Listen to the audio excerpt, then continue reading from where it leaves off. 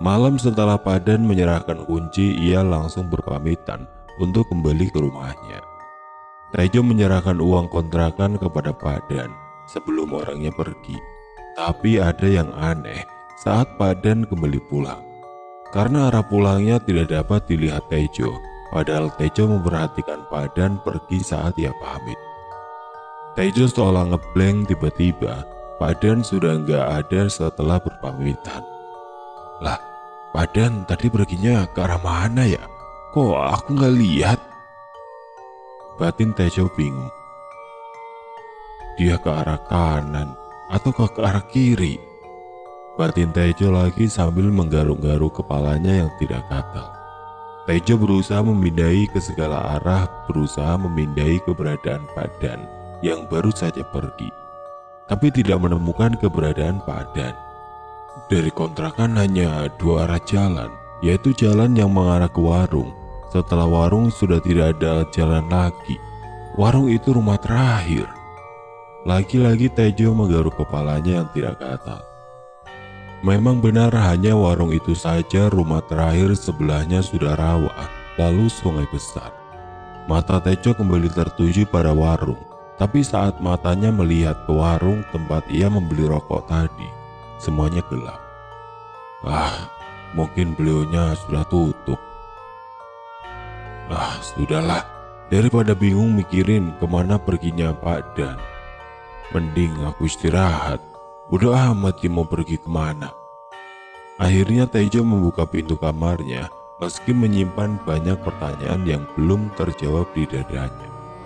Di dalam kamar kontrakan, Tejo merasakan hawa pengap. Mungkin karena lama tidak ditempati. Ia juga merasakan tiba-tiba suasana sepi, bahkan hening. Mungkin karena sudah malam larut. Akhirnya Tejo memutuskan untuk keluar kamar dan rebahan di lantai depan kontrakan dengan posisi pintu terbuka. Dengan maksud biar hawa pengap dari dalam kamar keluar dan berganti dengan udara yang baru, agar sirkulasi udara menjadi berganti. Tampak semua kamar kontrakan yang lain sudah tertutup rapat, meski lampunya masih menyala. Saking capeknya, akhirnya Tejo tertidur di depan pintu.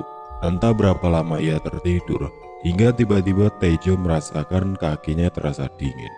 Tejo pun terbangun. Masih antara sadar dan tidak, Tejo merasakan ada yang memegang kakinya. Sebuah tangan dingin. Tejo tersentak dan langsung menarik kakinya. Kemudian langsung duduk. Ia mengerjap-ngerjapkan matanya, lalu menajamkan pandangan memperhatikan kakinya. Tetapi Tejo tidak melihat siapapun. Akhirnya ia kembali rebahan dan hanya menggeser kaki lalu ditekuknya. Ia merubah cara tidurnya menjadi sedikit melungker. Kembali Tejo kembali merem. Tapi tidak lama kemudian terasa dingin, sama seperti tadi, seolah ada tangan dingin yang sedang meraba kakinya. Yang berbeda adalah kali ini Tejo merasakan jempol kiri dibuat mainan, lalu pindah ke pergelangan mata kaki, lalu naik ke betis. Saat itu, hawa dingin semakin mendera, hingga membuat Tejo langsung duduk.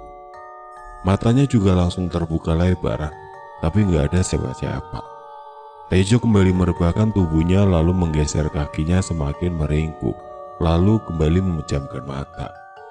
Tidak berapa lama betisnya kembali terasa dingin. Kali ini Tejo sengaja tidak memperdulikannya. Ia semakin menekuk kakinya rapat ke tubuhnya, matanya semakin terpejam rapat.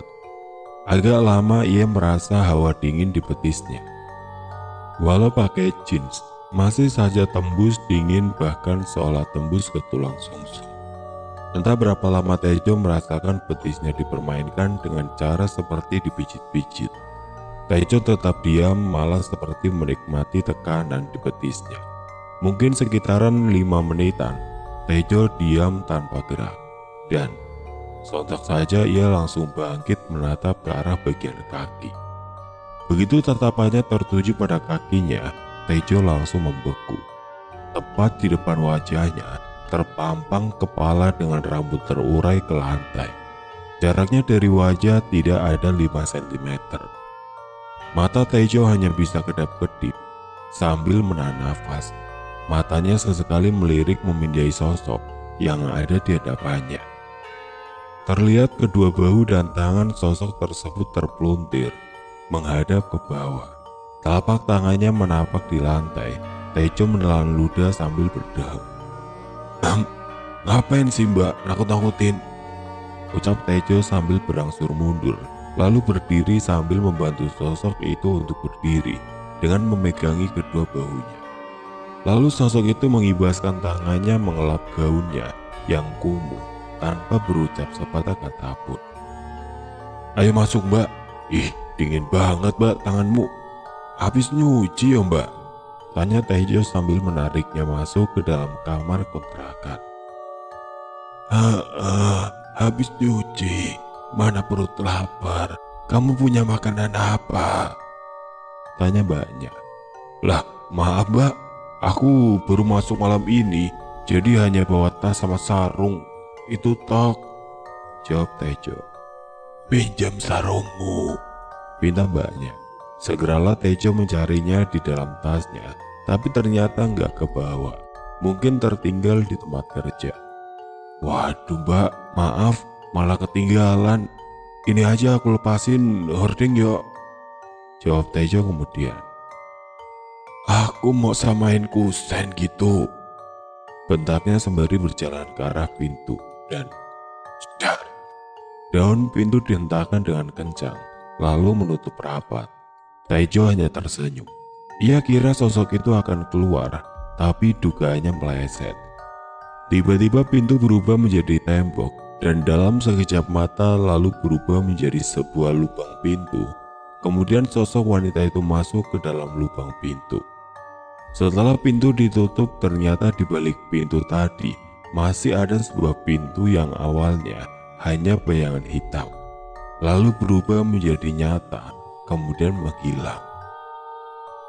Setelah sosok itu masuk ke dalam pintu tersebut, tiba-tiba pintu menghilang. Tidak terlihat lagi ada pintu. Tejo yang masih melongo dengan tatapan ngeri, tiba-tiba kembali tercekat. Sebuah tangan menyembul keluar lalu melambai. Krak! Suara pintu diseret ditarik paksa sampai bersuara.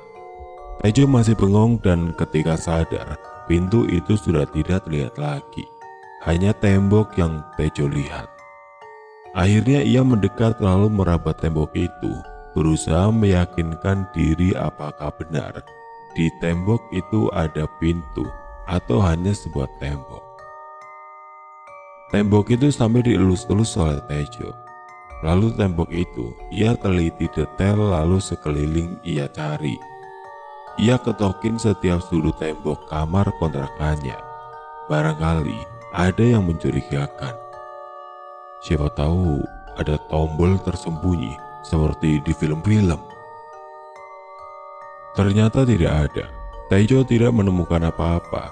Setelah lelah mencari, akhirnya ia putuskan untuk kembali tertidur.